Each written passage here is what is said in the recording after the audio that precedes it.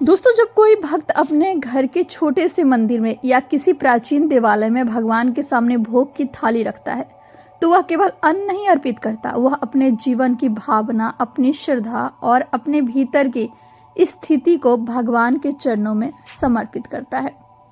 शास्त्रों में नैवेद्य को बहुत ऊंचा स्थान दिया गया है, क्योंकि यह केवल भोजन नहीं बल्कि अर्पण है।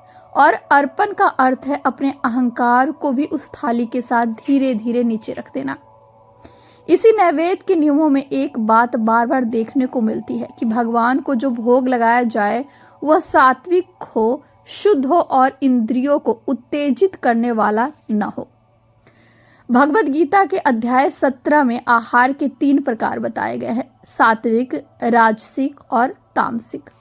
जहाँ सात्विक आहार मन को शांत करता है, वहीं राजसिक आहार इंद्रियों को चंचल करता है और तामसिक आहार मन को जड़ता की ओर ले जाता है। उसी में लवण अर्थात नमक का उद्देश्य राजसिक प्रवृत्ति में किया गया है, विशेष रूप से जब वह अधिक हो। अब इसका अर्थ यह नहीं कि नमक स्वयं में अपवित्र है, बल्कि यह है कि नमक स्वाद को तीव्र करता है और स्वाद की तीव्रता मन को बाहर की ओर खींचती है, जबकि भक्ति का मार्ग मन को भीतर की ओर ले जाने का मार्ग है। इसलिए शास्त्र संकेत देते हैं कि भगवान के लिए जो अर्पण किया जाए उसमें सादगी हो, संतुलन हो और इंद्रिया सुख की प्रधानता न हो। आयुर्वेद और योग भी कहते हैं कि सामान्य नमक यानी कि जो लवण है, रज और तम गुणों को बढ़ा सकता है। इसमें मन में चंचलता और कभी कभी आलस्य भी आता है, जबकि पूजा पाठ का समय मन की शुद्धता और स्थिरता का समय होता है। इसलिए परंपरा बनी है कि भगवान को भोग में नमक न रखा जाए या बहुत सीमित रखा जाए। कई स्थानों पर विशेष रूप से व्रत और नैवेद्य में सामान्य नमक के स्थान पर सेंधा नमक का प्रयोग किया जाता है, क्योंकि उसे अधिक प्राकृतिक और अपेक्षाकृत सात्विक माना गया है। लेकिन इस विषय का एक और गहरा पक्ष है, नमक केवल स्वाद नहीं है, यह एक प्रतीक भी है। जब हम भगवान को भोग अर्पित करते हैं तो शास्त्र यह सिखाते हैं कि वह अर्पण निष्काम होना चाहिए। उसमें यह भाव न हो कि यह मुझे अच्छा लगे, बल्कि यह भाव हो कि यह समर्पण है। और इसी कारण नमक जैसे तत्व जो स्वाद और रुचि को बढ़ाते हैं, धीरे धीरे भोग से अलग कर दिए गए हैं।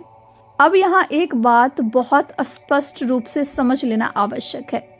गृहस्थ जीवन और त्यागी या ब्रह्मचारी जीवन, इन सब के नियम एक जैसे नहीं होते। जो संत है, जो साधु है, जो मंदिर के पुजारी है, वे अपने जीवन को पूर्ण रूप से शास्त्रीय अनुसार में ढालते हैं।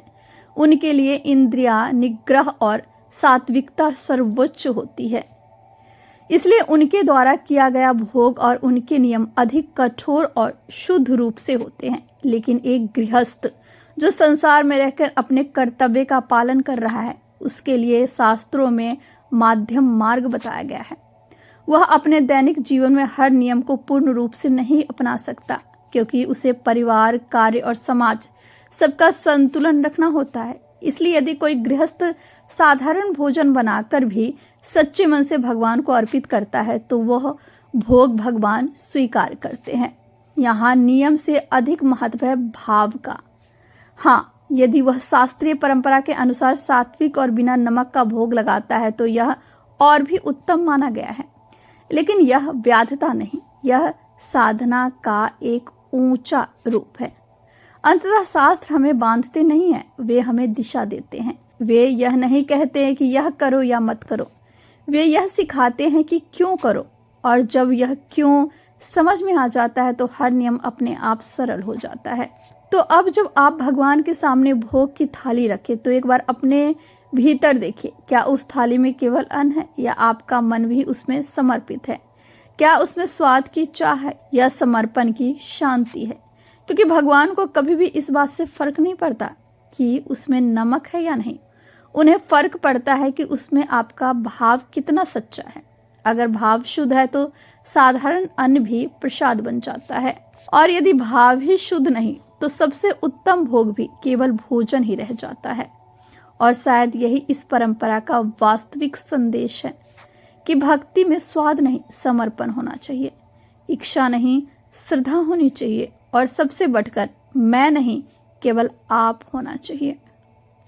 जय श्री हरि विष्णु। हर हर महादेव।